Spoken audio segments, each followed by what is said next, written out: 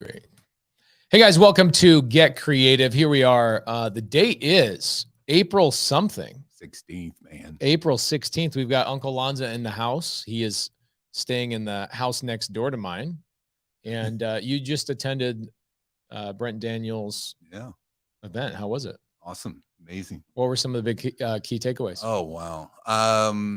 Just so many things. But for me, I go to the events a lot to network. So I just met some amazing people, and just the energy in that place was amazing. I would say that event is like one of the highest energy events I've ever been to. Yeah, I mean, it was a lot of sub 2 community. Yeah, of course. Lot of Astro and a lot of TTP. Yeah, and great group of people from all over the country. Just a lot of wholesalers. The event was centered around wholesaling, but a lot of sub 2 students. So what did I take away? You know what I took away? I took away two things. I took away that the state of real estate, despite what anybody else might think, is going great. Yeah, I agree. I agree with that a ton. Let me have that little remote there. There you go. It is interesting.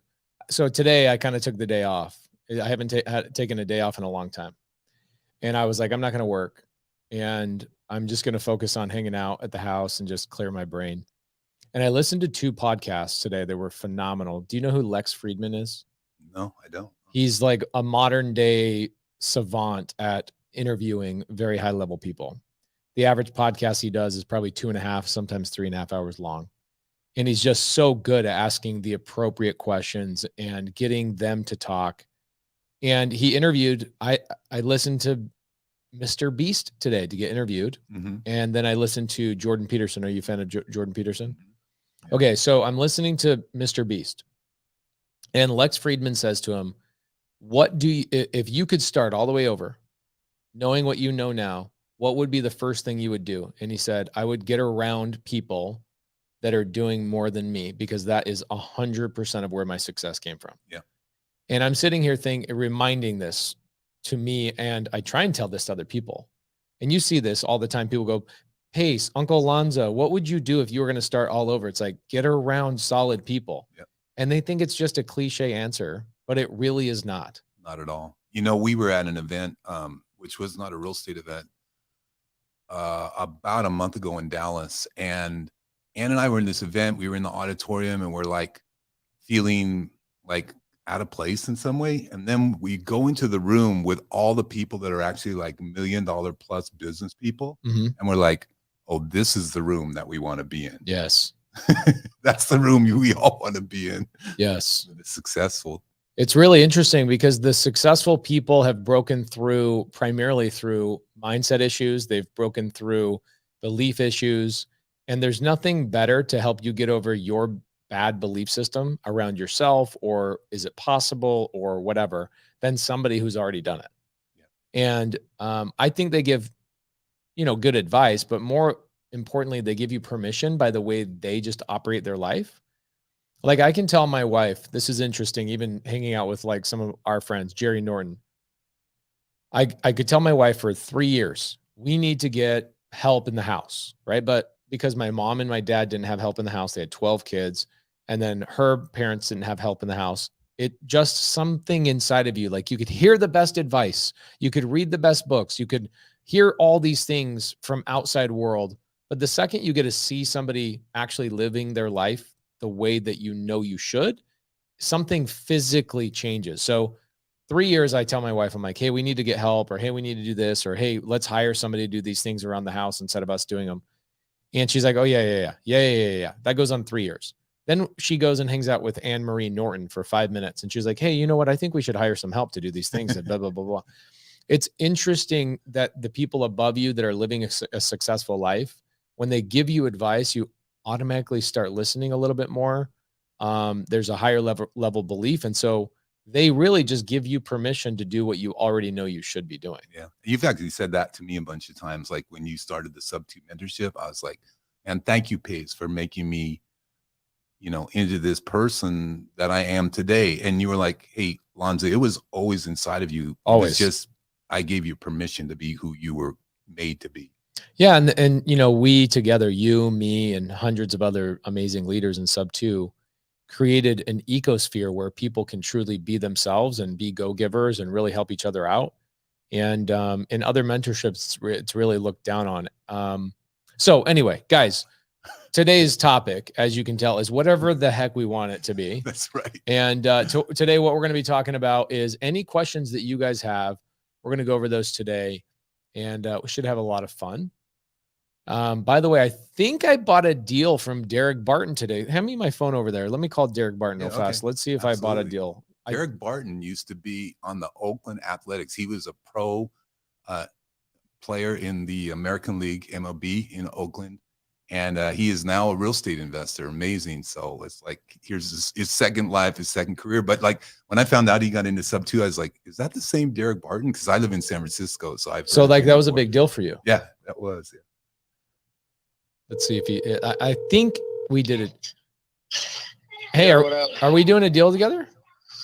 Dude, I was trying. This wholesaler stopped answering the phone.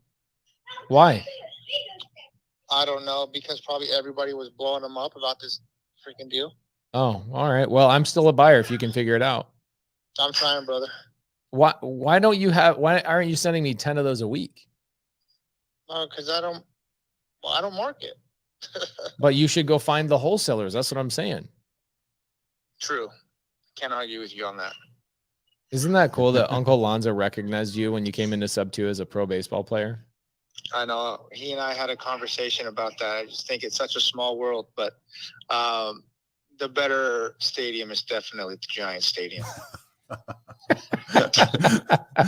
As you can see, there's a possum running around in Oakland right now causing havoc. Is it really?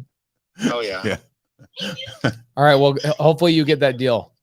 I'm trying, bro. Thank you. Bye. Yeah, it's great. We're doing deals all over the country, and Uncle Lanza here to my right, your guys' left, I believe. You know, it's cool watching all these Sub 2 community members winning all over the country, whether it's fix and flip, wholesale, a lot of people raising money. One thing I got to tell you guys, a couple of things. You guys got to be really careful right now, lending money and borrowing money from each other. The market, when it kind of took a correction in the last 12 months, a lot of people loaned money incorrectly, wired money to people personally, didn't document things. I just got a text message this morning, somebody saying, I wired $100,000 to this person. Now their flip isn't working out. I'm in a bad situation. Guys, in fact, Wesley Grant's going through one of these situations right now. Wow. I went over to the property where one of his family members loaned on it. I think it's going to work out just fine. But it is scary. So guys, be very careful lending money to other people right now in the current state of the real estate market. Things are going to get a little bit dicey over the next 12 to 18 months. But here's the cool thing. You can still wholesale. You can still fix and flip. You can still, well, not still. I mean, you can gobble up deals creative finance wise. Are you seeing a lot more creative finance deals right now than you did 3 years ago when you joined Sub 2? Yeah. And I'm also seeing like a lot more agents open to working. Like before, when the market was really good, agents were like, I don't want to hear about that. Right. Now agents are much more open. Like in the last 6 months or so, like before, agents were like, no way, Jose. Now they're like, yeah, let's figure it out. And then, we just figure out a way for them to get paid too. Right. So. Right. Yeah. It's interesting. I feel like there's been two major changes in the industry. Number one, interest rates have gone up. But number two, we as an army of Sub 2 community members have gone out and really started to normalize the conversation around Sub 2 and seller finance. And these agents are getting hit up a lot more frequently with terms. And so I think over the next 3 to 5 years, as we continue to do that, I think it's going to become normal for agents to go to their sellers and say, hey, I can list the property, or I can get you a cash offer, or if you want to sell on terms, I've got a handful of buyers that will do that as well. We just got to keep pushing and fighting the good fight. That's been your vision, right? To make creative finance like the norm instead of like the weird thing that everybody does. Yeah, it was interesting. So when I first started and I was starting to crush on creative finance, I, as a regular human being, thought, well, I don't want to teach anybody this because I am gobbling up everybody's deals. Right. And people started calling my strategy in Arizona, probably about 8 years ago, they started calling it the PACE method, And the PACE method was taking wholesalers' bad deals or bad leads or their inability to actually look at the deal and turn it into a creative finance situation. And then I realized, wait. What if I just taught everybody what I know? And this industry becomes so much more open on both agents, wholesalers, et cetera, that if we normalize the conversation around creative finance, I think that in 10 years, it'll be part of the normal education system. Like now, and then I thought, one, I'll have a lot more fun. I won't feel like I'm the only person that knows how to do this. There, in Arizona, there's probably 5 people that knew how to do it really, really well, that at least were known, right? From a social media standpoint. Eric Sage was one of them as well. And then I realized, man, if everybody wins, I can just buy deals from all the people that learn how to do this.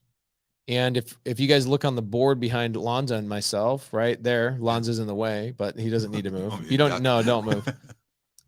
That board will be full of probably close to 500 deals by the end of the year. Yeah, I walked in there and you didn't have that up before, and I was like, wow, I'm doing deals everywhere, everywhere, all across the nation. We got Alaska, Hawaii, all the way over to Boston. We've got a deal in Boise that we just did a deal on, and I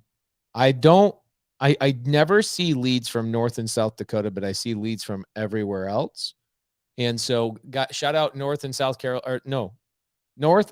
Dakota. Please send me deals. We want to buy deals. Yes. In North and South Dakota. All you North and South Dakotaans, where are your deals? Why aren't you sending us deals?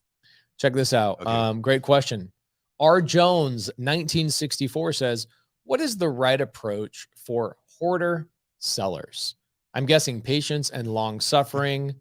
The only people that know the word long suffering are people that are religious. That's a very religious. It is for sure. Long suffering. Anyone dealt with a seller who is a hoarder? Have you dealt with hoarders yet? Yes, a lot of times. What's your advice here? So hoarders are obviously slow movers because that's why they're hoarding all this stuff. I'll tell you some real world examples. We had a deal in Stockton. Actually, we partnered with Pace on that deal. And that lady's husband had passed away. She was just kind of in denial, but she was in a position where she no longer could afford to pay the mortgage. So we went in and actually we held her hand through the process quite a bit. You know, what we did was, for us, I mean, this is part of like what we do in the Subto community. We found her a new place to move into. We paid for her moving expenses. We then told her, like, take what you want and we'll deal with the rest. She still moved a little bit slow, but, like, you know, in other words, I guess my advice would be just try to help those people out as much as you can. And we just did a you remember that 6-figure wholesale deal that we did in Southern California? Yeah. That was also hoarder. Same thing. I remember that. Found that lady a new place to live with her son, helped her to move out, told her, like, whatever you take what you want, we'll help you to move what you want, and the rest of it leave. That one house had, like, literally 2 feet of garbage throughout the entire house. We went in there with 5 people. In fact, Ann and Elizabeth came with me as well because we were doing part of the cleaning ourselves. We were finding, like, boxes that were shipped like 3 years ago that they never opened. I mean, we were finding so much crap in that house. It was crazy. I think that one house, I think we did like 5 or 6 dumpsters and I don't know how many dump runs. I mean, it seemed like another never-ending pile of garbage. But anyway, my advice would be help them out. Just help them out to get things done. Push them along. Do what you need to do. Yeah, and I would, everything that you already said, R. Jones, 1964, and everything that Uncle Lanza just said, I would tap on top of that. Do not make them feel like they have any sort of disease, which actually hoarders is some sort of, like, there's a disorder. There's something going on there. There's a psychological something that they're going through. And don't make them feel like they're going through something psychologically, because I've heard other people on the phone like, hey, I can get you help. I can get you help. I can get you help. Now they feel like they have to defend themselves to you. Don't make them feel like there's anything wrong. Just say, hey, what do you need? What do you need? What do you need? Don't say, I can help. I can help. I can help. Or how can I help? Yeah. It's really interesting. Like, somebody going through a divorce, if I say, how can I help? They're okay with it. Somebody going through foreclosure, I say, how can I help? They're okay with it. Yeah. When you go to a hoarder and you say, how can I help? They are like, there's nothing wrong. I'm not doing anything wrong. You're the person that doesn't understand what this is all about, so Yeah, that's really true. We were in a house. We went to talk to a seller the other day, and we were thinking about doing an ovation with them because there wasn't really enough equity to do another type of a deal, but an ovation could potentially work. And the house was like not in good shape, right? And there was stuff everywhere. And I was kind of pitching the novation. So I'm like, sometimes what we do is we come in and we bring the money to fix your house. And she's like, my house doesn't need fixing. My house is in perfect condition. Oh yeah. I'm like, okay, no problem. Crap. I've stepped on my tongue so many times in those conversations. Yeah. Great question, R. Jones. Michelle, I think I know what Zoom you're talking about because I just talked about this the other day. She says, I'm not sure if I should keep pursuing my real estate goals because I was listening to a Zoom and podcast and it was said that I will not be taken seriously in this business when I have an Android phone. Pace said that. That's definitely me. I apologize for it. Let me give you guys some clarity on the Android jokes. I used to joke around about football teams because it's fun to just tease. I come from a family of 12 kids. Okay. And we always teased, right? It's our way of showing love to each other to some weird degree. And I used to tease people about their football teams. And then I had a guy, by the way, I don't know anything about football except that there's a football involved in the game. That's basically all I know. So I'm just picking out something that is funny to me to tease people about. And I got pinned up against a truck and choked by a guy because I was teasing him about the New York Giants. And I didn't even know anything about the New York Giants, but I just made a joke about the New York Giants. And that guy says, you don't joke around about football. And I was like, well, okay, well, I got to find something else to joke around about. So I started teasing about Android and iPhone about the time when iPhone was coming out with those really smart Android commercials where it's like, hi, I'm iPhone. Hi, I'm whatever it was. And people got a good kick out of it. But I think it's run its course. I should probably stop teasing people about it because if it's making you feel that way, Michelle, I'm very sorry. It is a little bit of a joke. I'm just trying to find something to joke around about and tease people about. But I will tell you very honestly, when you get into upper echelons and you start getting into conversations with people that are owning businesses and all this kind of stuff, a lot of people in those rooms are aggravated when you text them with an Android phone because it's harder to do voice memos. It's harder to communicate. You can't text each other when you're on the phone, when you're on the plane. So if somebody's on the plane, I can text you if you have an iPhone, but if you have an Android, I can't. So there's all sorts of weird things that people are moving fast, traveling a lot, owning businesses and doing a lot of communication very, very quickly. And they want fast-paced communication. Android and iPhone are really challenging to communicate with each other. So it is more intelligent at some level to upgrade to whatever communication device the people you're wanting to work with are using. And if that's Android, stay with Android. For me, I just noticed all the people I wanted to do business with all had iPhones. And so I switched over to iPhone. It's really not that big of a deal until you're probably 3 or 4 years into the business.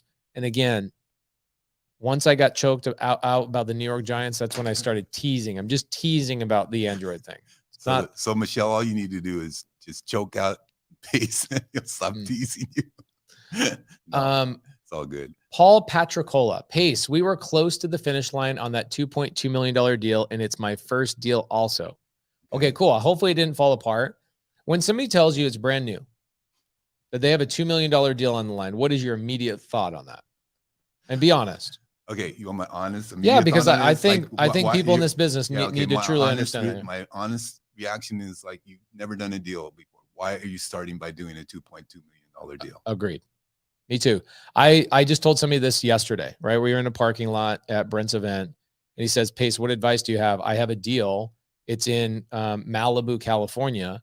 And I know they were this deal, yeah. The ARV is $8 million. Yeah. The seller wants 6.7. I go, bro. And he wants like $3.5 million up front. He wants he's like, I'll seller finance it to you, but I want 3.5 million up front. I'm like, bro, you could buy my like 400 sub 2 deals with $3.85 million. Like, what are you doing? And my advice to you when you're new is stick to the average median home price in your specific area. So how do we find that out? Well, I'll show you. Let's figure it out. I'll show you guys how easy this is. Let's go present mode. Okay. And we'll find out. I'm going to see if you go to the same thing that I use on this. Oh, I don't know. All I'm going to do is this. Watch. I'm going to say, Okay. Phoenix average home price. Boom. Wow. That's gone down a lot, actually. How much was it? It was 450 last year. Yeah, you want me to tell you another free website where you can do that? Yeah. What is it? It's called bestplaces.net. Dope. You can type in any city in the U.S. and get a whole bunch of data about that city, and it's free. So type in Phoenix on that. See if it works with that. So that's a little bit different data. Okay. Yeah. Last year, it's a little bit different, but it's only 15. But there's also like a bunch of data about the population, median income. And if you go through it, there's population about the crime and all. This is really good. Why do we only have 2 stars? That's messed up. Interesting. Comfort index and climate. Summer is 4.1, winter is 8.7. Absolutely. That's absolutely true. I think the winter is more like a 9.7. Yeah, I would agree. The winter's higher. I think the summer is definitely a 3.1. Yeah. I think they're all. I think I could take one of the points off and get over to here. But $413,000. So here's what I would do. Whatever the area you're focusing on is, I would say, all right, highest number I'm going to go focus on is probably $100,000 above that. And then I'm going to stay underneath that. Why? Well, the number one reason why is because your cash buyers, the people who are fixing and flipping and buying and holding properties, they want to stay under that number 2. Because when a market change happens, guess what? Everything is affected except for the ones that are the average purchase price or lower, until there's obviously a serious slowdown. But luxury or anything higher, and what's luxury? Luxury in LA is very different than luxury here in terms of price point, right? You can't get a regular home in LA for $800,000. Here, you can get a luxury home for $800,000. So look at the price points in your area and focus on the average or median sales price or below, adding $100,000. So for us, let's say our average home price is $400,000, give or take. One site said $390,000. The other one said $413,000. Add $100,000 to that. It's $515,000. Don't try and market to houses that have an ARV over $515,000, especially for your first deal, because you'll be able to sell that deal way faster, way faster. I get people that come to me in my local market and go, Pace, I got a house under contract for $1.1 million, and I think the ARV is $3 million. And I'm like, okay, why hasn't it sold then? That's at 30 cents on the dollar. And then you find out that in these multi-million dollar neighborhoods, the houses and who built the house actually messes with the ARV. That doesn't happen in the median price point. Nobody cares. Nobody even knows. And right? A view can dramatically alter a price point, right? So when you get into luxury, views and all sorts of other things really kind of play a part. So I look at a $2 million deal and I immediately, you do the same thing. When somebody DMs you or calls you and says, hey, Uncle Lanza, I need help with this deal. It's a $3 million deal. You go, yeah, let's not do that. Yeah. Exactly. Right? Yeah, absolutely. Have you ever seen one of those deals just pan out perfectly? No. I haven't either. So maybe you'll be the one. Okay. Yeah. Maybe you'll be the one, like Ed Milet says, you're the one in your family that's going to figure it out. Right. And you can come back to us and say, told you so. Yeah. Please. we would actually love that. But I'd rather have 500 people that we're talking to right now, 499 of them go focus on the right thing, and one person come back and say, yes, I did, while the other 499 also said, yes, I did it the other way.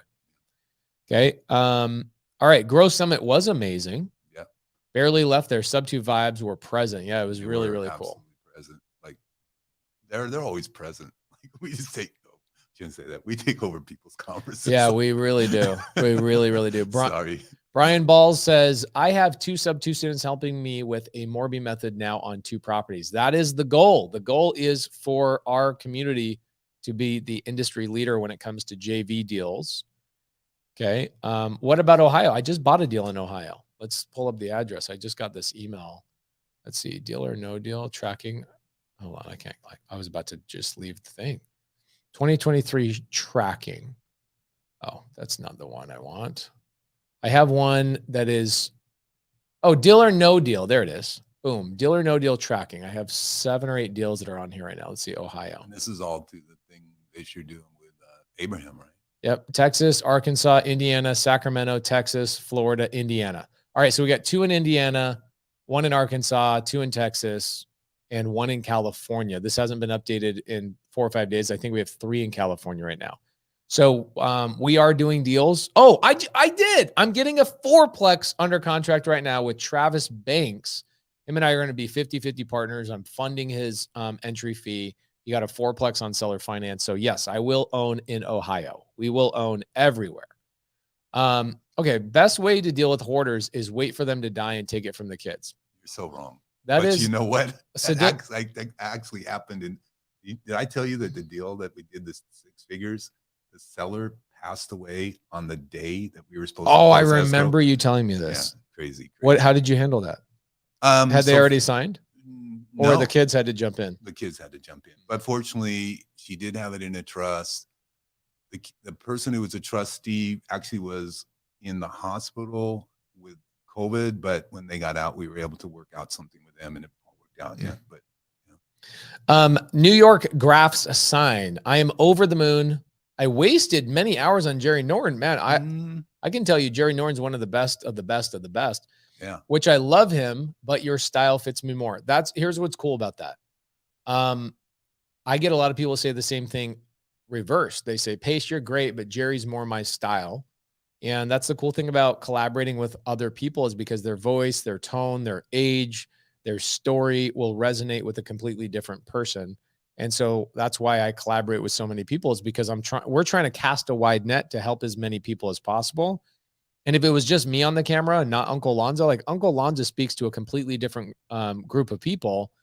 You know, there's some overlap, right? There's always going to be some overlap. Same thing with Jerry, but the goal is to help everybody. But I do appreciate it. And I take that as a compliment, because Jerry's one of my, I'd say my top 3 heroes in real estate is Jerry Norton. But I would say, I don't watch a ton of YouTube videos, but his are some of the better ones that I've seen.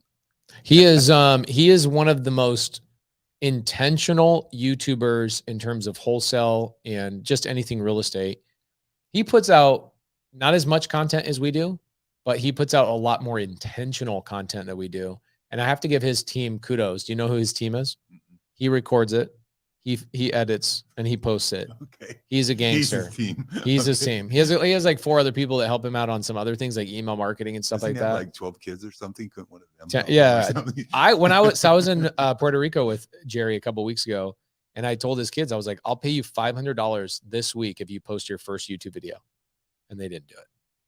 I'm like, you guys should be running your dad's empire.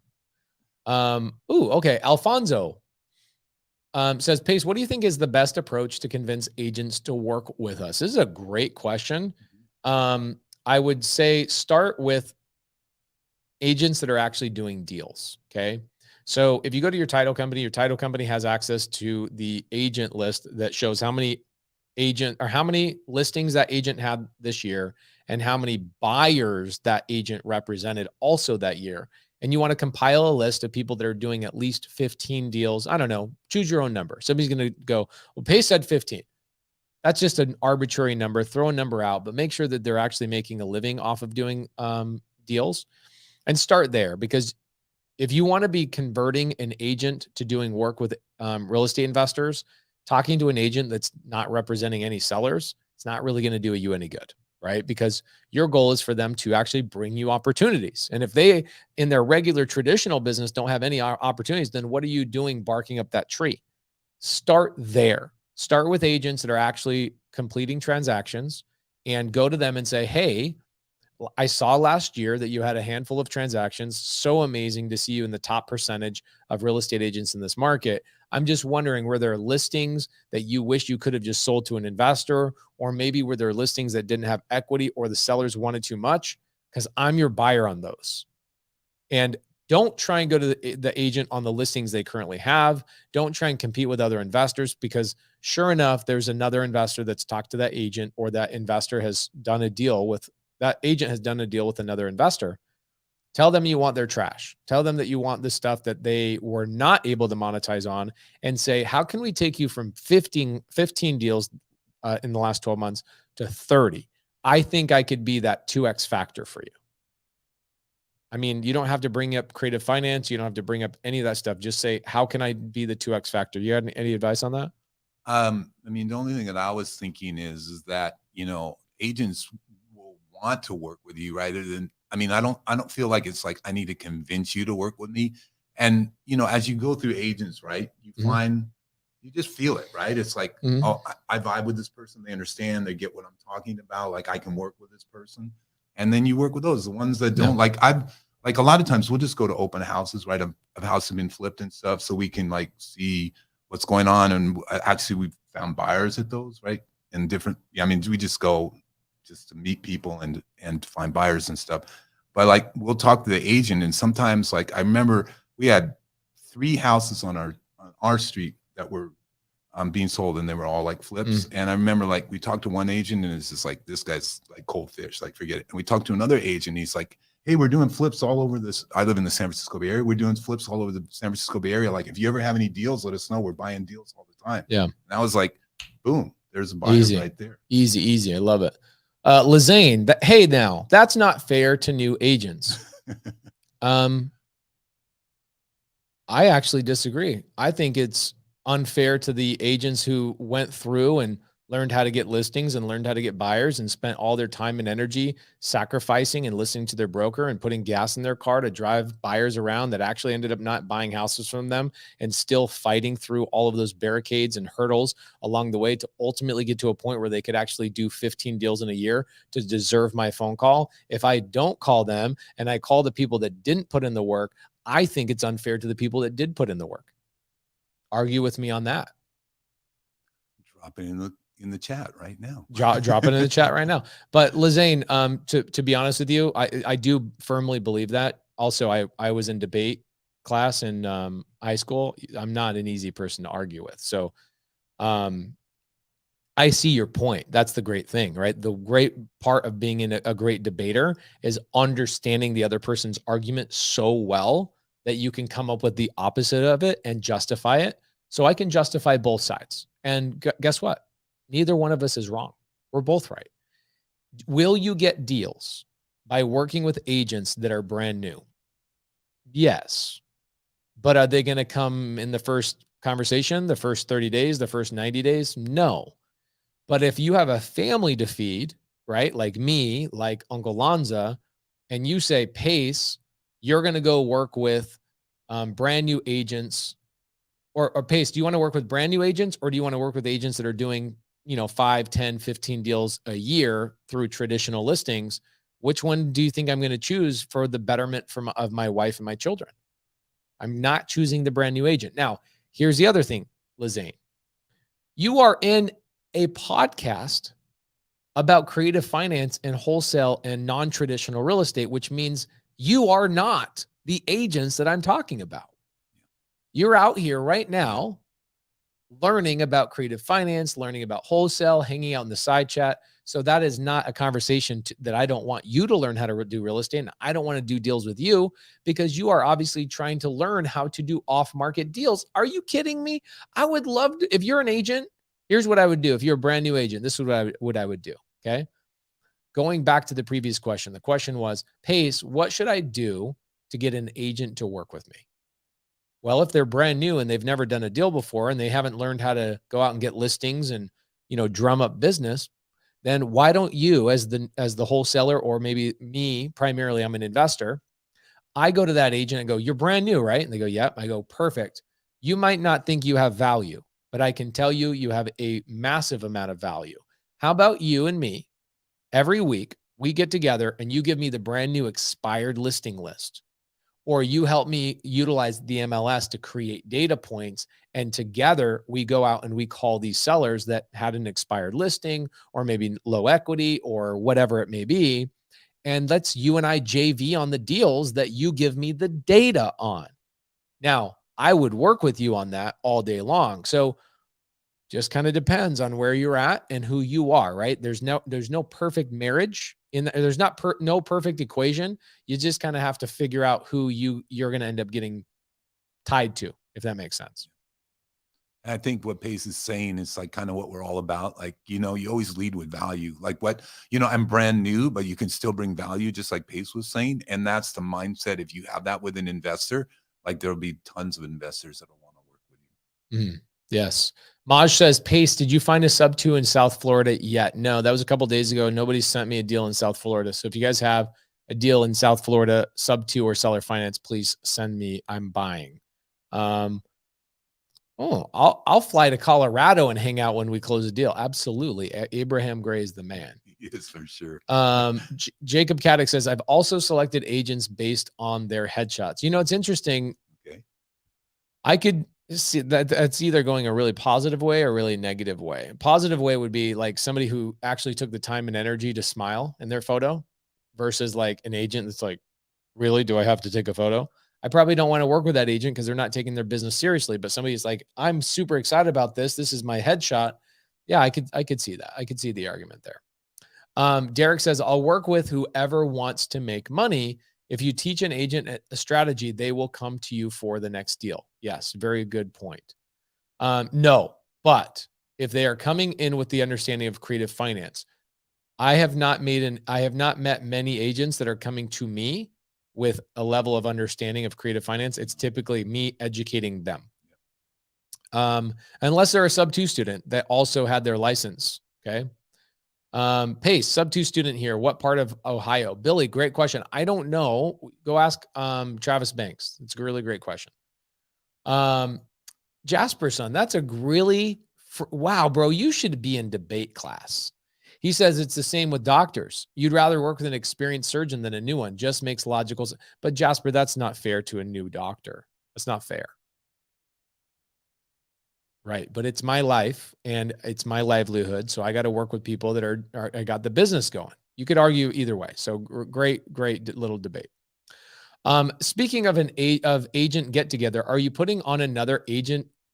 I know I don't call that office New Reach, Derek. I call it the sub 2 office, but thank you for that.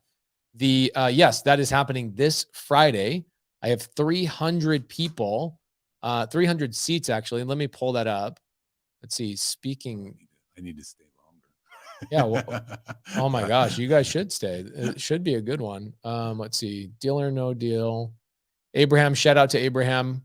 Really excited about this. Let me give you guys my travel schedule in the side chat. If you guys want to see where we're going, what we're up to, the next thing that we have is the agent class coming up. I just dropped a really ugly Google Doc in the side chat. Okay. If you click on that, it will pull up my entire speaking schedule, where I'm going, what I'm up to. And you will see that this Friday, we have an agent class right here. Okay. My attorney and escrow officer are going to be there. It's going to be 4 hours. Let's click on this. Let's see what this is all about. Is St. Clair going to be there? Or? Sean St. Clair will be there. And same thing with Eileen Brown. Yeah, Eileen Brown. You talked about her yesterday. Double your business. How to legally use creative finance to double your business. And this is for real estate agents. And we have 379 followers. I don't know what that means. I don't know if that's 379 people pull up. But here's the schedule. 2 o'clock opening with yours truly. Break down a recent deal. Bot using sub 2. Break down a recent deal. Pace bot using agreement for sale. And then I get basically the first hour. And I'll be really quick. And then how a subject to transaction is done at the escrow office with Eileen Brown. And then boom, legalities of sub 2 agreement for sale and agreement for sale with Sean St. Clair. And then we'll do some Q&A for about an hour. And I'm really excited about this. By the way, if you are a mastermind student, a sub 2 mastermind student, we will be streaming this to you. Sure. There you go.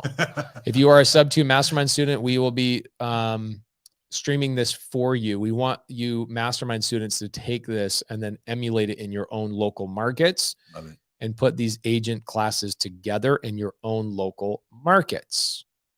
Okay. And if you ever need me to fly out, if you're a mastermind student, I will fly out and we'll do these agent classes together. It should be good. I am speaking the following week at Tarek's thing. Fund Launch Live. I will be there May 10th. And then May 11th, I'll be at Grant Cardone's office doing a podcast with him, John Williams. I don't know if anybody knows who John Williams is, but we will also be doing a sub 2 meetup in Fort Lauderdale. And then I will be doing a sub 2 meetup in Boise after I speak at that event. Bigger Pockets boot camp that's coming up. I'm excited about that. West Palm Beach. I will be doing a meetup again there. I'm just masterminding with Tony Robbins and Dean Graziosi and 3 or 4 other marketers, talking about all sorts of new ways to market. That's not really a real estate event. Then I'm going to be doing a New Jersey and New York meetup pretty soon. Utah stand up will be coming out. And then I will be up in Wyoming, Montana for basically 6 weeks. And if you are a sub 2 student, man, I am so excited. Are you guys going to try and come to this? Yeah, absolutely. Oh my God, this is going to be so fun, dude. This is going to be a blast. I think this is going to be the coolest thing we've done. Miss this. Yeah, that's I got to get my tickets for the conference. It's going to be good. Yeah, it's going to be. A lot of people were talking about that at the Brent Daniels event. We're like, are you going? Yeah, we're going all. Here's what I love about Bigger Pockets convention is that even though it's a little pricey to get there, like to be there, I think it's like $1,100 for the 3 days, or maybe it's 4 days. They don't have anything to sell there. So like you go there knowing like, I'm just being edified. I'm just learning. I'm here to network. I've already paid the only thing they're going to pitch me on. And I just love that. I love going to seminars where we're not getting pitched on anything else. And so shout out to Bigger Pockets. I'm super excited about that event coming up. That should be really, really good. Oh, look, we wrote that. Myron, yeah. Myron. Boom. There we go. We wrote that trip on our whiteboard as a top priority. So sub 2 students, please come out. Jackson, Wyoming, buying there too. Yes. Shane Carpenter, are you there? Please sell me a deal there. I will be there in my Airstream this summer with my wife and kids. We'd love to grab dinner with you and hang out. We will be doing a meetup. Okay. I have a contract that will cost 0.7 cents on the dollar after rehab. Would getting a private money lender involved to cover all costs be a viable option if I feel like I could moonlight as a contractor? If I was a private money lender, I would not give you money after that statement. And the reason being is because I don't want to loan money on a project to a guy that's trying to do the project himself with his own hands. I want a guy, Sam, that says, I have a great contractor that is verified. Other people I know have used him. His budget is going to make sense for the project. And I'm going to walk out making $70,000 after an oh crap buffer. Okay. Like you always want to make sure you have a oh crap buffer. Have you ever hit a budget on the dollar? No, you always go over, right? And even when you had your budget in the first place, you probably added 10% just to be safe. And then you still went over that. Yep. Yeah. Welcome to construction 100% of the time. Doing a flip now. And what came up? Oh, there was no water running to the garage for whatever reason. There was no water running to the garage. Wow. So, you know, no piping. It wasn't. Yeah. So, I mean, that was like another 3,000. And then the bathroom was configured really funky. So that was like another 1,000. And I mean, you know, it's only like 1,000 for a bathroom reconfiguration. Yeah, that's so that cheap. Wasn't bad. I know. But I'm just saying it's not a ton of stuff, but it's like 3,000. It adds up, man. Then there's the drainage needs to be fixed. Then the hard money that's eating you away because it took you an extra month to finish the project. That one, we got it with seller finance. Oh, so sweet. The guy carried we got a hybrid deal on it. So the mortgage, he had 2 mortgages on it. What state is this in? California. You can't do creative financing in California, Uncle Lanza. You're right. What city is it in? Concord. What's a city that other people would know? See, Concord is about 30 miles away from San Francisco. Love it. And about 20 miles away from Oakland. But it's like a suburb of, it's East Bay.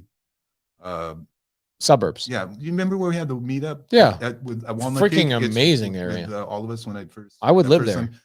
It's right next to there. Okay. So Walnut. You guys live in downtown San Francisco. Yeah. Well, not downtown. You're nuts. But you probably have some of the best food on the planet next to you. Yeah, absolutely. You can't beat your spot, man. So you encounter some issues on that flip? Yeah. I mean, it just goes over budget. But I mean, the nice thing is that the debt is structured. We had it. Yeah. The way the debt is structured, it's not killing us on that. Right. But it's still, you know, it's just eating into your profit. I mean, fortunately, we bought that house like at about 60 cents on the dollar. It's like a $700,000 house that we bought for like $400,000. Derek says, I'm supposed to be getting paid off tomorrow for a loan in default. Send good juju. I will pray for you, my brother. I will pray for you. Okay. So So what are the most important things to keep yourself protected when raising capital and especially connecting others to private money lenders? So first and foremost, I made a rule in Sub 2 recently, and I told people, do not loan money to people. I actually made this rule about a year and a half ago. I said, don't loan money to somebody that's never done a project before unless they have a partner who has. Make sure, and this is where like the more you've been in Sub 2, the longer you've been in Sub 2, you age like a fine wine. I don't know what fine wines taste like, but some people tell me that it ages well. So the longer you're in Sub 2 and the more credibility you gather, like you, probably pretty easy for you to get a JV deal at this point. Has been for a couple of years, right? Yeah. It's like they're all lay downs for you at this point. So if somebody calls me and says, hey, I'm in NorCal, I've got a flip and I want to borrow money from you, I would ask, cool, how many successful projects have you been a part of? And can you send me the addresses and the settlement statements? And also, if you were successful in those projects, why are the private money lenders that you used on those projects not just reinvesting in this project, right? Those are really quality questions, right? Maybe this is going to hurt some people's feelings, but pay attention to this. If somebody says, hey, I got divorced and I'm now back on the dating scene, it's probably a smart idea to ask why they got divorced. Oh, I cheated on my wife, or I stole money from my business and my wife walked out on me, or I couldn't pay the bills because I wouldn't go to work. And so my wife decided she wanted to go marry somebody else. I think as a woman trying to date a man on the dating scene, I would probably want to know the answers to those questions. So it's the same thing with private money. If you're going to lend money to somebody, you probably want to know, hey, tell me about your previous projects. And if you were successful, why are those private money lenders not investing in this project? Is there something they don't like about the deal? Press hard, right? If you're the private money lender, they need your money. Press hard on those questions, okay? But I would say step number one, don't loan money to people personally. Always have it go through a title and escrow company. Number two, make sure that they are either A, experienced, or B, coupled with or JVing with somebody else that's experienced. Would you loan money to somebody on their first flip? You would say, hey, like if somebody calls me and says, hey, I'm in NorCal, I have a flip, and I go, oh, I like that. Okay, great. How many have you done? Oh, this is my first one. I go, great. Call Uncle Lanza, JV with him, and then I'll loan you guys money. That's how I would do. I'd make sure that they're coupled with somebody who's more seasoned. Yeah, I mean, definitely all that is good. What I would say also, I mean, it's not like this in every case, right? Because there's people that you borrow money from that are like in real estate and they understand all that. And then there's other people, but for the people that are in real estate and understand it, if they do understand it, again, what Pace is saying, like, don't loan to somebody who's never done a deal. And the other thing, I've actually had private money lenders tell me, like, I wouldn't do that deal. Like, they'll give me, like, I'll give them all the particulars about it. And they're like, I don't want to loan on this deal. And they've loaned me like hundreds of thousands of dollars. But they're like, and I'm like, yeah, now that I look at it, like, you're right. Like, thank you. So, yeah, that's, here's somebody made a comment earlier and we opened up with this. There are people that are getting hurt in private money lending right now. And a large part of that is because they didn't listen to me in January when I said, be very careful on private money lending. One, I have multiple rules, multiple trainings on private money lending and how to do it right. So many people do handshake deals. They don't document it. They're not wiring to the right places. They're not, whatever. But more importantly, I told everybody in January of last year, I said, the market is going to trend downward. And we did. We had an overall slump in the market, 16% nationwide. Guys, sometimes fix and flippers are only making 10%. Like some of my flips, I'll make 10% on a deal, right? Sometimes 15, 20%. So if the market goes down 16% and I go over budget 5%, dude, you're looking at 21% off from my original numbers when I was only shooting for a 20% margin. I told everybody multiple times in January, be very, very, very careful lending over the next couple of years on flips, specifically on flips, because what you're doing right now, the market is not going up. The market is either stagnant or going down. So whatever the ARV is today, you better take 10% off of it, or maybe even 12 to 15% off of it. And if it's still a good deal, then you should be okay. People don't listen. What they do is they get excited. Oh my gosh, I still have that problem. Do you have that problem? I have that. I got a deal. I text Molly today. It was Molly and I were texting. She's like, "Hey, did you look at this deal?" I go, "Buy it." She goes, "You didn't even ask about the interest rate." And I go, "Oh yeah, you're right. You're right. What's the interest rate?" When you get a deal, this is just what happens. Even me, I'm not like immune to it. I still am like committing to stuff before I've looked at all the things.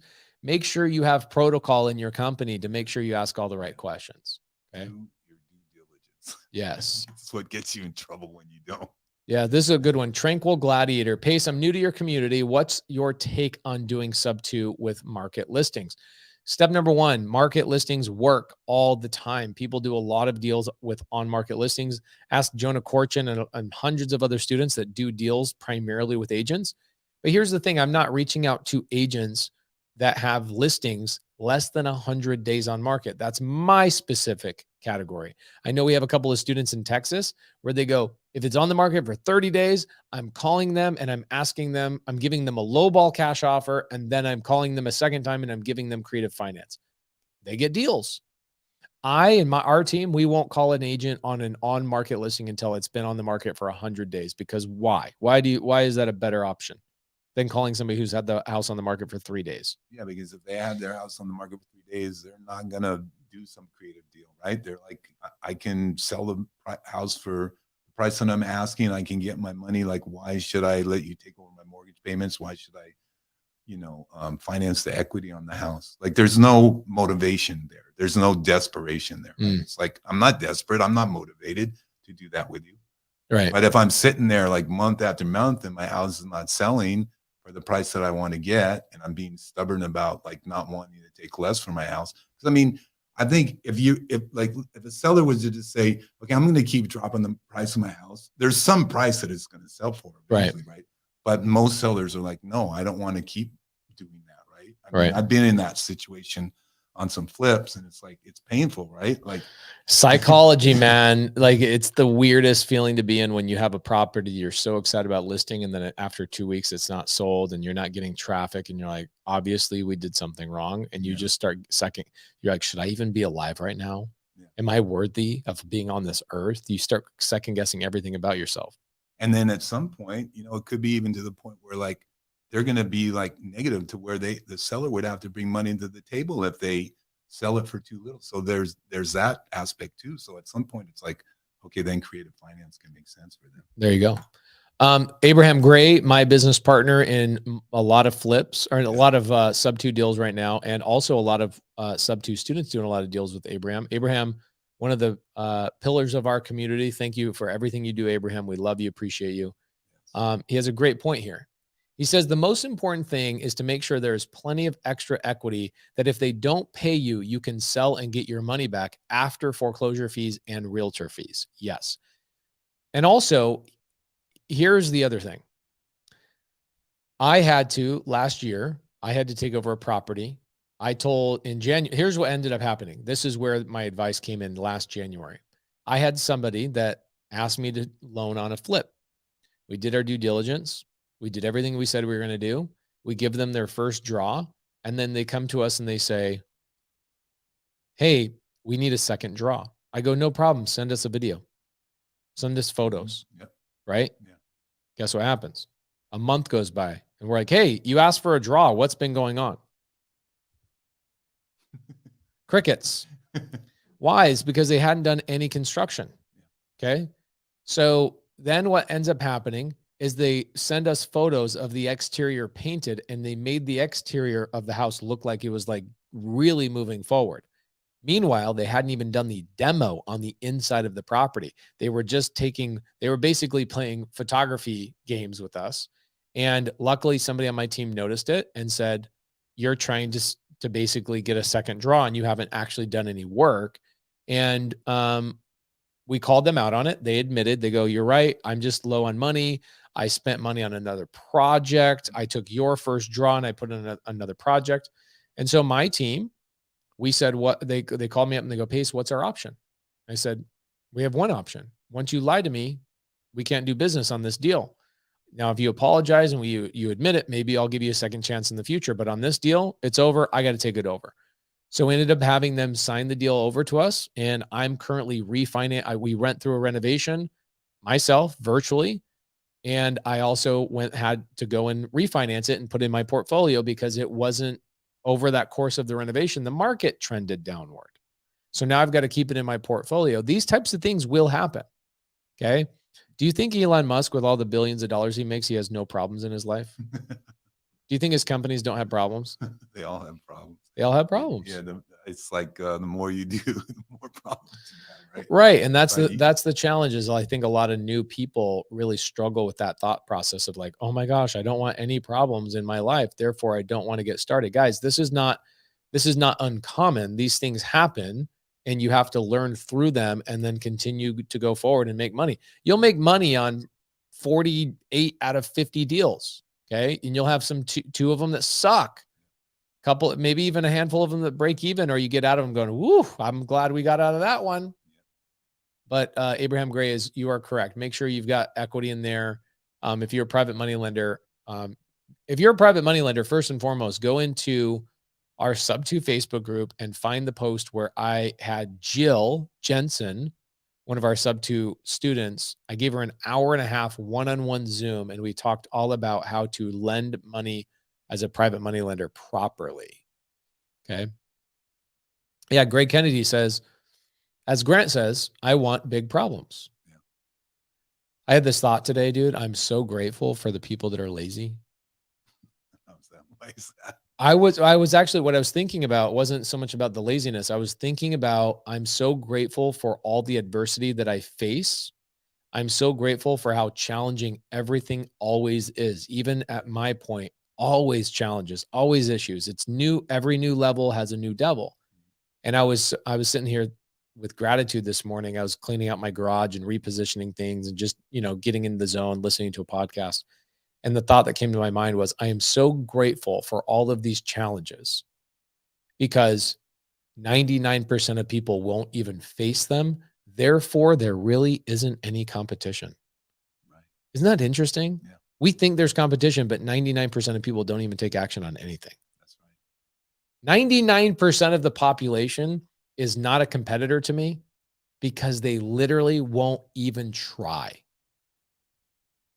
Not because they're not good, because I'm not great. There's people so much better than me at so many things, but I win because I try and I am consistent. Do you ever feel like that? You're like, man, I don't know everything about everything, but here I am making money every single day.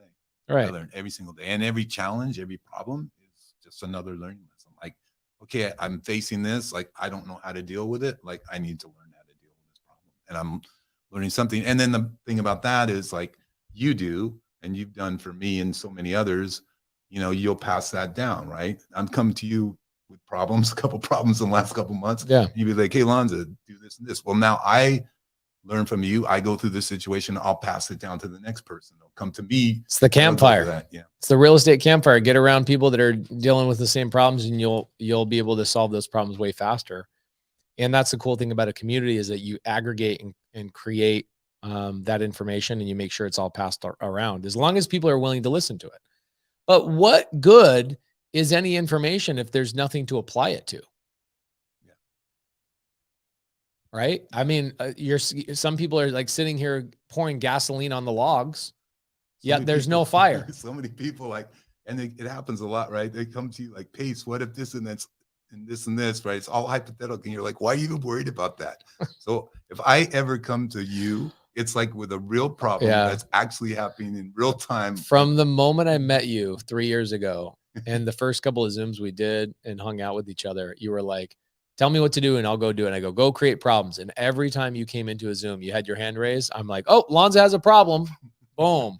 And I'm still creating problems. Oh, me too, bro. Me too. Every freaking day. And that is the cool thing about all this, is that we get to play this video game every single day, where it's like a new level, a new boss, a new this. And I would say, like, you're older than me. And so you've been on this journey of life a little bit longer than me. But wouldn't you just say that this journey is all just a journey of self-discovery? Yeah. It's like uncovering mindset issues that you've got to unlearn, and then new ones that you have to recreate, and habits that you have to form. Do you feel like that even at your age? Totally. Yeah. It's like, and part of this whole thing, and people, I was talking to people, I haven't been in real estate forever and ever.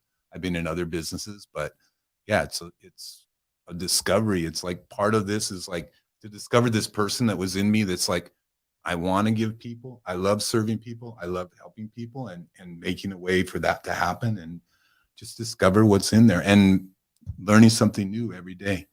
Not just about real estate, although we learn something new about real estate every day, but also about people, about life. Yourself. Yeah. About myself. Yeah. Like About one of the- the things about myself is like, I always had a really hard time delegating stuff. And I realized that like, I've known that about you a couple of years ago. I think you've gotten better at it. Yeah. Yeah, absolutely. I just remember the conversations we've had about it. Yeah.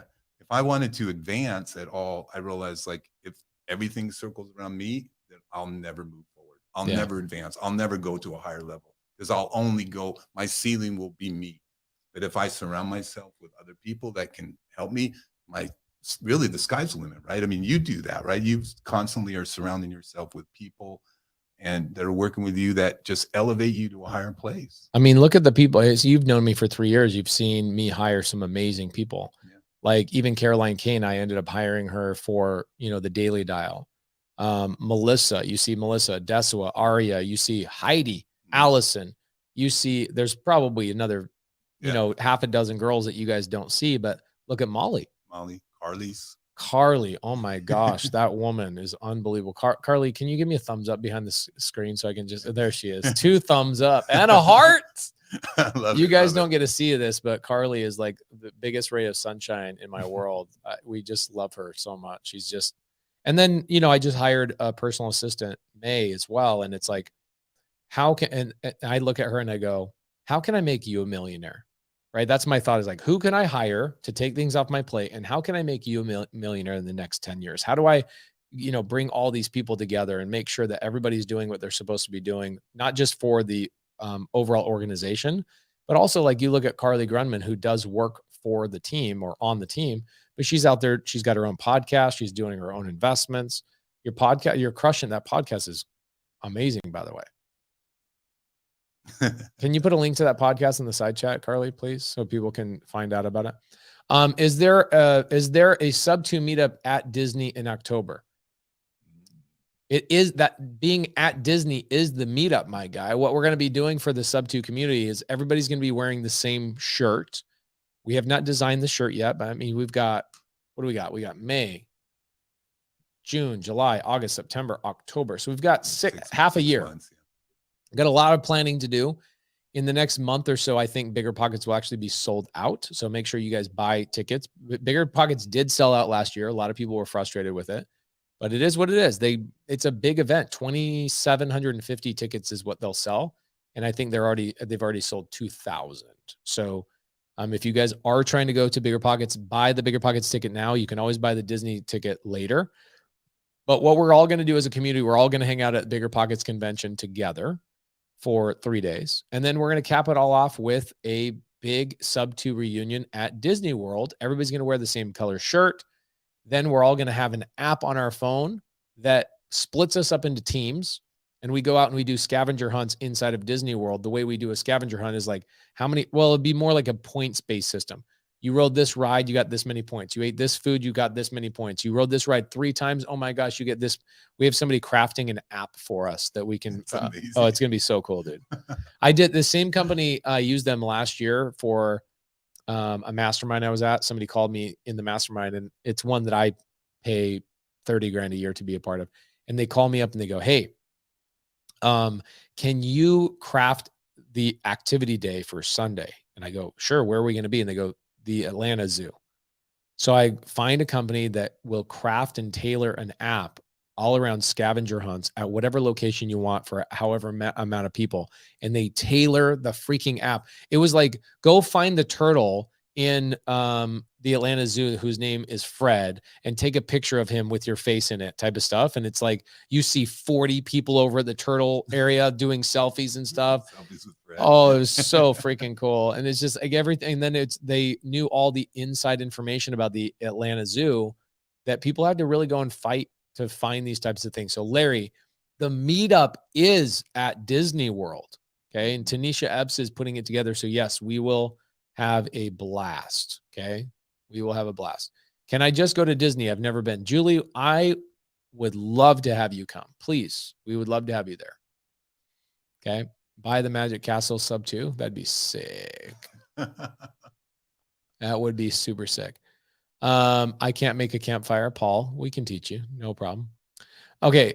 Kevin Emmanuel, is there a limit on the number of private money lenders an individual can qualify for?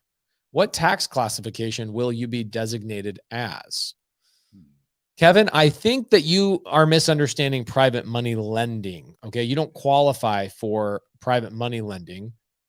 In fact, Julie Burkhart, who I just tagged, and Wesley Grant sub 2 AZ right here is one of my private money lenders. These are individual human beings that will give you money on your deals. You're not going to them and applying for a loan. You're building a relationship and you're getting them to trust you. And then you're bringing a quality project to the table that they can fund for you. Okay. So I think you might be misunderstanding, or you might be confused of what private money lending is. Robin says, I'm so blessed to have the opportunities that have been extended to me. Me too, man. The best. I talked to you about that. I saw you yesterday after the event, and I was like, I come to the event to learn. I come to the event a lot to network, to just meet new people. And, but I was saying to you, like, somebody was asking me, well, you've been in this mentorship for like 3 years, and it's been an amazing experience and so much going on in real estate. And I said to them, the thing that is the most valuable is the friendships that I have. And, yesterday, Tyler came to me and showed me all the pictures of him proposing to his fiance in Thailand. Yeah, that was cool. And, I mean, it's like just chill bumps going up and it's down. like it's like a son you're proud of. Yeah, exactly. Yeah. It's like, never would have known Tyler if it wasn't for that community. Never would have had that friendship. Never would have that relationship. And you do this a lot more than I do. But everywhere I go, I was in Tampa recently, did a meetup there, had friends, sub 2 students everywhere. Go to Atlanta, have meetups there, DMV. I mean, everywhere. Right? I just was down in SoCal. We did a meetup down in SoCal. We were down there for a couple of days, and it's like, is there anything that exists like that anywhere? Like, I joined this thing, and no matter where I go in all 50 states, I can go and do a meetup and just like give people hugs and be like, oh my gosh, I love you. It's the greatest. Have you been up to Boston yet? I have not yet. Bro, you and Ann have to get up to Boston and hang out with Suzanne Sharkey and Justin Tumanowski. It's just like, it's another world. Yeah, it was funny. Good to see Tyler. Hey, Tyler. It was fun. Like, I heard Tyler when I was speaking yesterday on stage. I heard Tyler's voice and I was like, oh, it's Tyler. It's just great that, I don't consider myself a mentor at all. I consider myself a guy who built a community that I get a benefit off as much as you get a benefit off. We have friendships. We have deals. We get private money lenders from. It is just an unbelievable ecosphere. So we're just very, very lucky. Very, very, very lucky. Okay. Who knows Panama City area? What's a better first project, fix and flip or wholesale? Okay. So here's the thing. Find Your Home in Atlanta is your YouTube name. That means you're in Atlanta. I would not waste a moment of my time on Panama City. I would spend all my time in Atlanta because that is an amazing market. You've bought deals there. You have a lease option that you still, or you bought it on seller finance. I bought it on seller finance, and just rented. Just rented it. Yeah. For cash flowing. That was a couple of years ago. That was like one of your first probably dozen deals. Yeah. Payments like $900. We rented for like $2,000. Dang, you're rich. You're rich. I don't know, man. If you look at my bank account right now, you'd be like, okay, I got more money than you. So I would focus on Atlanta. Atlanta is one of the, I'd say, top 15 markets in the whole entire country. And why would you, people ask me this all the time. Do you ever get people ask you, hey, Uncle Lanza, you want to look at a deal outside of the country? You ever get that? Yeah. But why? Yeah. Like, why would I do that? When there's so many deals here, I got enough to stuff. I will never be able to learn everything in American real estate in my life. It is a never-ending source of new education every day. Why would I try and go and learn something somewhere else? Maybe if you want to move to Panama City at some point and retire there, I totally get that. But for me, I don't see the point. And so I would focus on Atlanta. Okay. And the second part of your question, what's a better first project, fix or flip or wholesale, all day long wholesale. Yeah. The first deals that I did were all wholesale deals. Yeah. Do you want to, the first time you go to the dentist, do you want to get your teeth cleaned or you want to get a teeth pulled? Yeah. What's the answer? Clean. That's wholesale. It's like I went in, it was quick and easy. All right. That wasn't too bad. Yeah. I had some tools in my mouth. It was great. I walked out feeling refreshed and better. But you go in and you get a tooth pulled. That's like a fix and flip.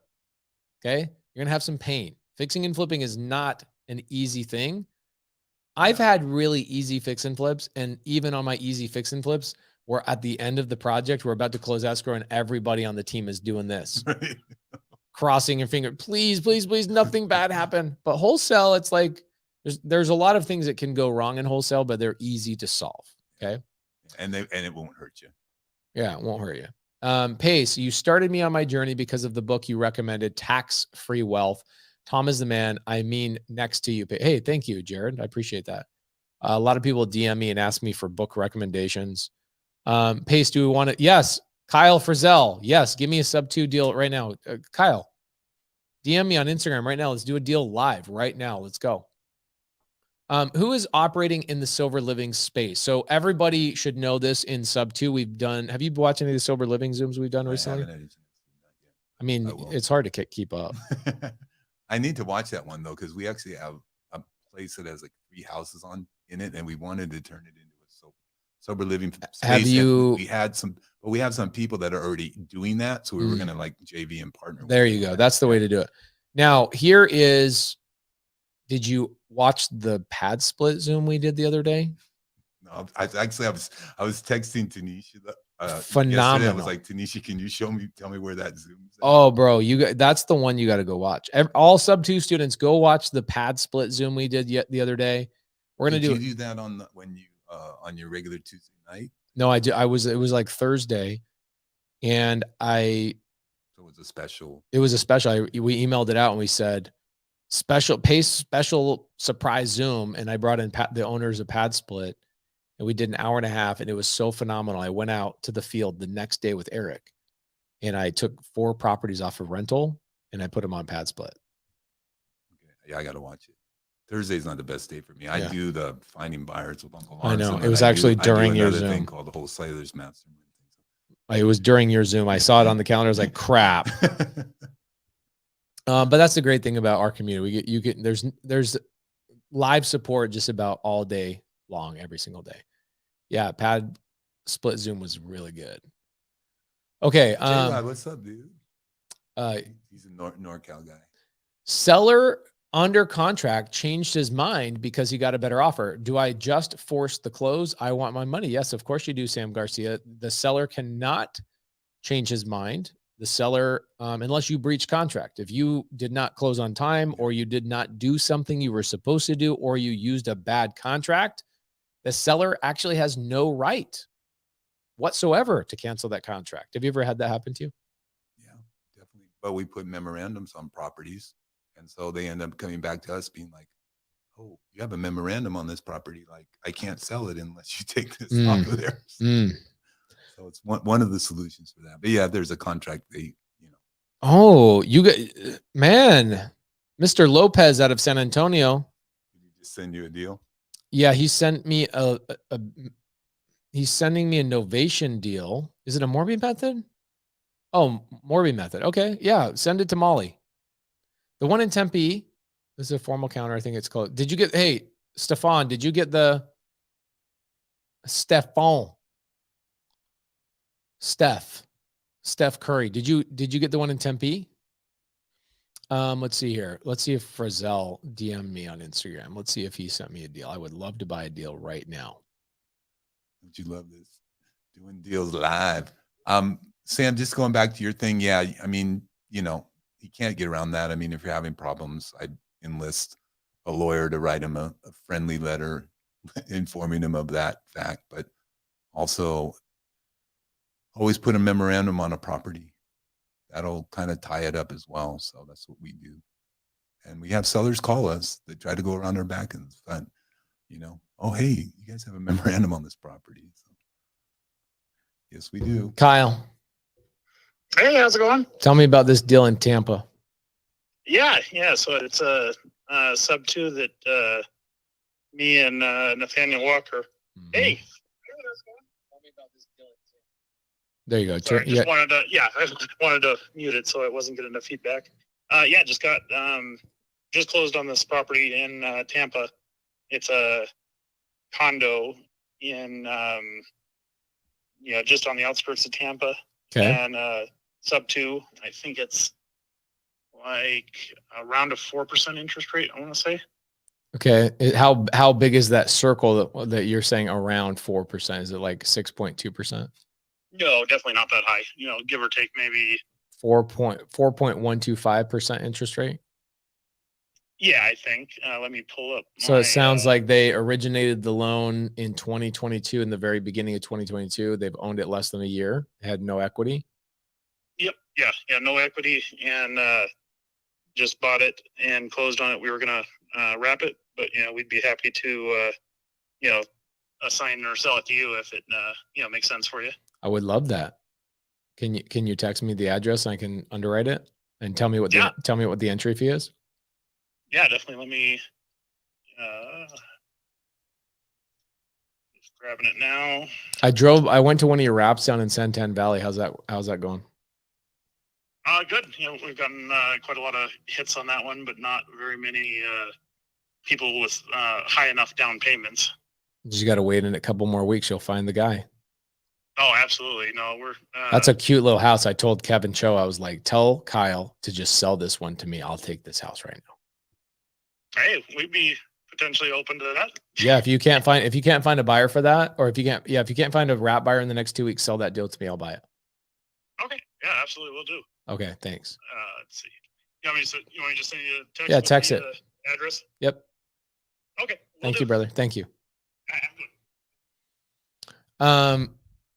Got to leave money in the deal and get it flowing. Pace, I'll pay you to find a buyer. I will find a buyer in 2 minutes on that deal. Yeah. You guys are not using a Hispanic real estate agent. That is the key. I will give you actually, here's the problem. I'm your mentor and I'm your friend and you've loaned me money. We've done deals together. So I want you to win. But I also know that if I give you the resource that I use to find wraps here in Arizona or wrap buyers, that means you'll sell the deal and you won't sell it to me. So, what do I do? What do I do? So this is a deal he's trying to wrap in Arizona. It's a deal in Santan Valley, just like 30-40 minutes south of here. I'll give you the right resource for that. Shibby Moore. Pace, have you ever had any ask whether sub 2 is possible in Australia? I don't know what to say about that. I am not that smart of a person. Okay. I can only handle 50 states. Okay. When you guys start throwing countries at me, it's like, I'm just not that smart. I have no idea. Yeah. I'm just not that smart. Jared, I'm meeting with PCS tomorrow for my LLC with my banker tomorrow to discuss HELOC on my home. Own $400,000 in equity. Any advantage to PCS versus HELOC? Well, PCS is an entity formation company, so they're going to help you sign up for an LLC. Oh, I'm not sure I understand your question. You're either saying, hey, should I refinance or should I do the HELOC in my personal name or in my LLC that PCS sets up for me? Or maybe you don't understand that PCS doesn't give loans. You'll find that out. PCS will help you get business credit, but they're not going to get you a HELOC, just FYI. If you need access to money, then they don't have anything to do with that, but you can work with your bank to do that. Just be careful with what you're doing, be careful what you're doing with your money. Like we're talking about, don't do stupid stuff right now. Yeah. Joey Word. How do you put home insurance on a sub 2 deal where the buyer is buying in their personal name? Go into the sub 2 vault, type in insurance, and we have 2 Zooms that are 2 hours long that answer that question very deeply. Joey Word. You should know that. Yes. Thank goodness, Abraham. Abraham, what are we doing with that Charlotte, North Carolina deal? Are we going to do a PadSplit on that, or are you not sold on PadSplit? I got to talk to Abraham. He's busy. I'm busy. It's great that he's got a whole bunch of businesses going on. He's crazy. He just opened another game thing in Atlanta. He's saying He's saying that for A this, miniature golf. I shouldn't. He's gonna get mad. But it's like a really glorified miniature golf.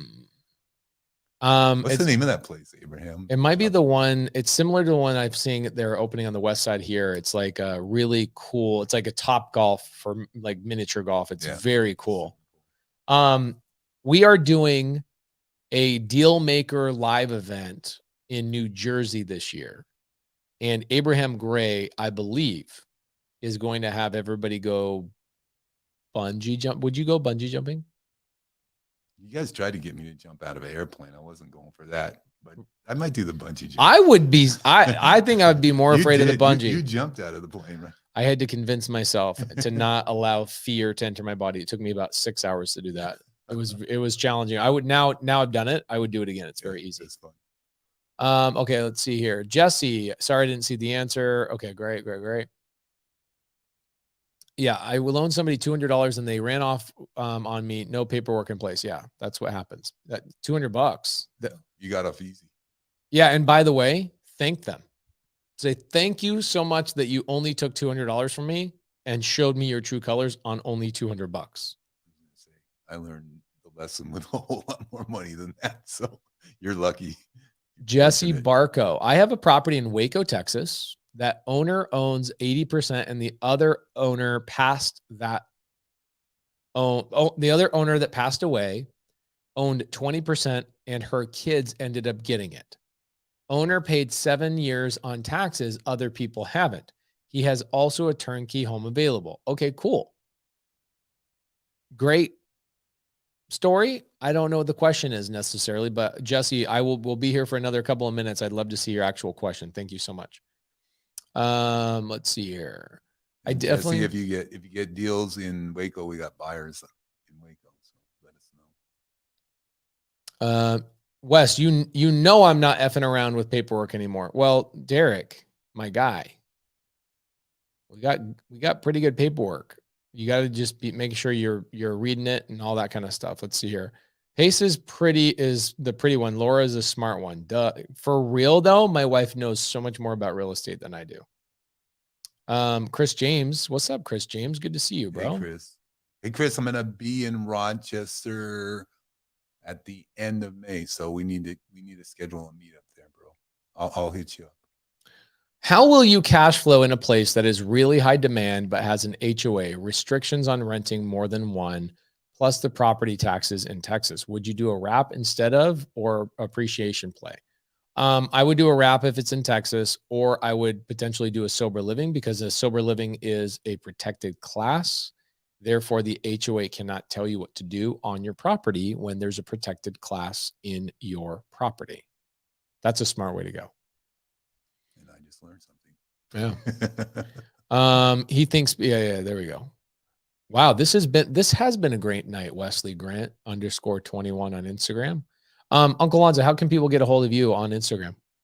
Instagram is Vincent _Douglas, I believe. I hope I'm telling you the right thing. Yeah. Pull it up. I'll pull it up. Okay. Because I'm probably a little faster than you. Yeah, you probably are.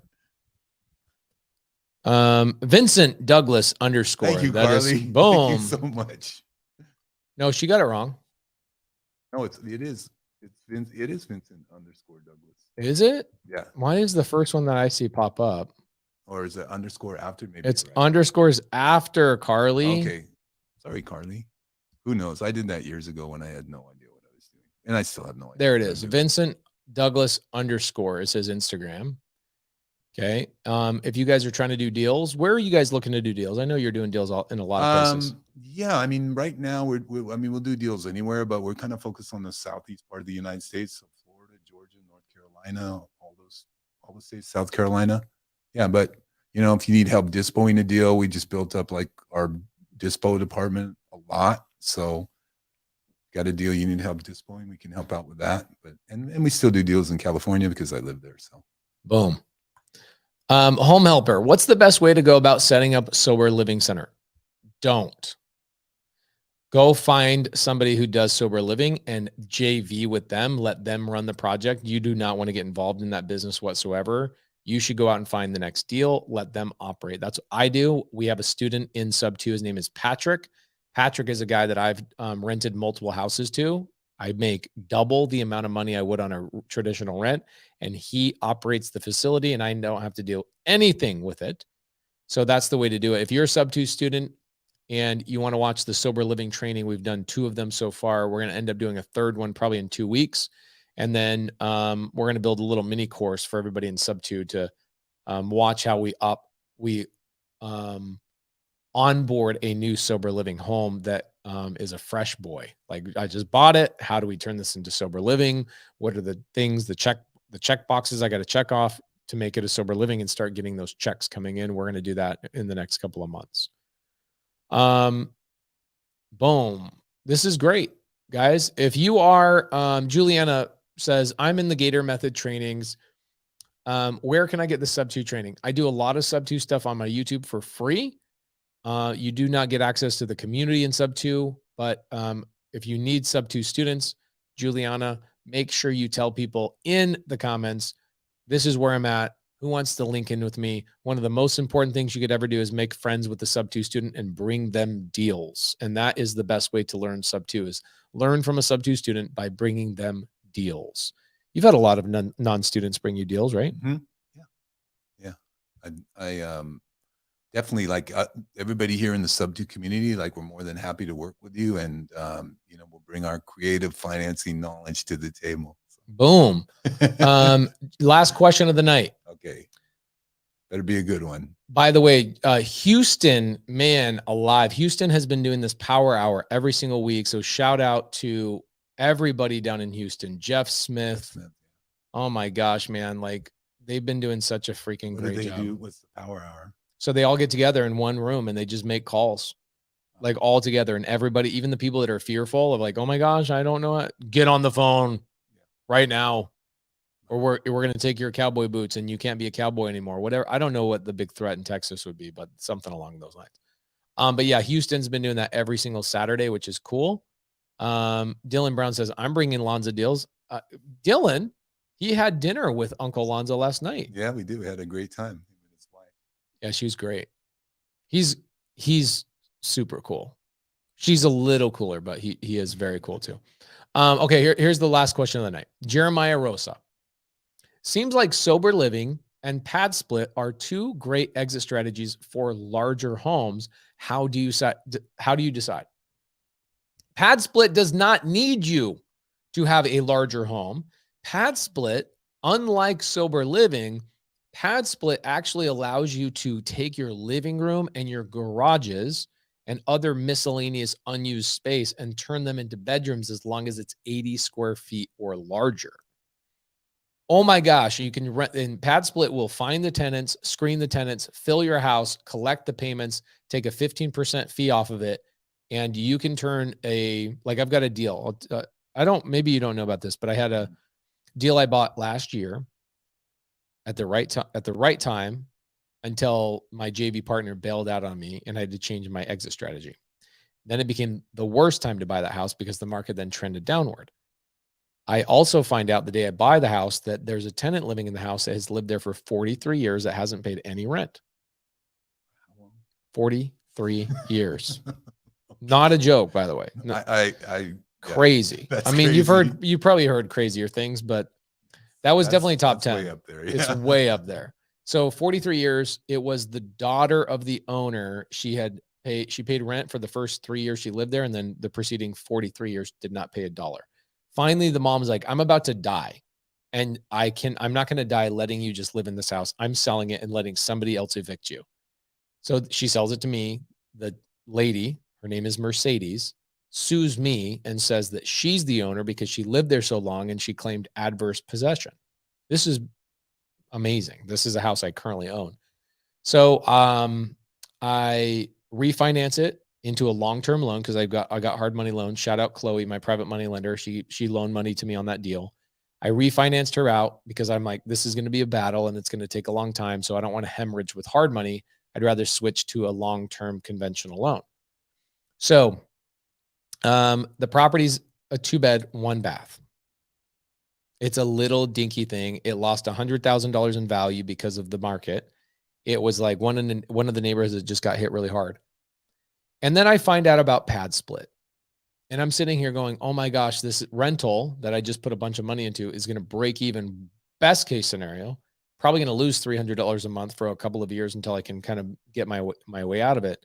And then PadSplit comes on the scene. And they go, take that carport and turn it into 3 bedrooms. And now all of a sudden that property is going to cash flow me $1,000 a month. So PadSplit brings another exit strategy to the table that I was not aware of.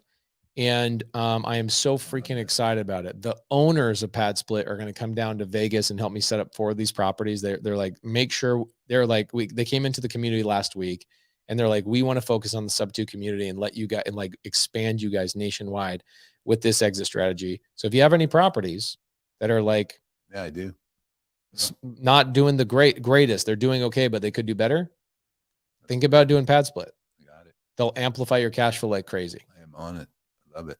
Very, very cool. So guys, thank you so much for showing up for Get Creative, and thank Carly Grunman in the side chat. She is the only reason I show up to this every single Sunday. Without Carly, I would not be here. I wouldn't be consistent. She's the best human being on the planet. I'm about to pop her up on the screen, but I know she'll have a heart attack. So she's like, no, don't do that. Don't do that. Come on, Carly. Guys, we love it. We love you guys so much. It's so fun to hang out with the sub 2 community. And for those of you guys that are not in the sub 2 community, please link in with the sub 2 community. They will help you if you need private money, if you have deals you need funded, if you have deals you don't know how to structure, if you have leads that you don't know how to talk to the sellers, reach out to the sub 2 community and they'll help you out. I'm here to help. We're all here to help. So hit me up. Boom. Vincent Douglas _ on Instagram. Send him a DM. In fact, tag him. Take a screenshot of this, put it on Instagram stories, and tag Uncle Lanza, which is at Vincent Douglas _ on Instagram. We'll see you guys next week on Get Creative.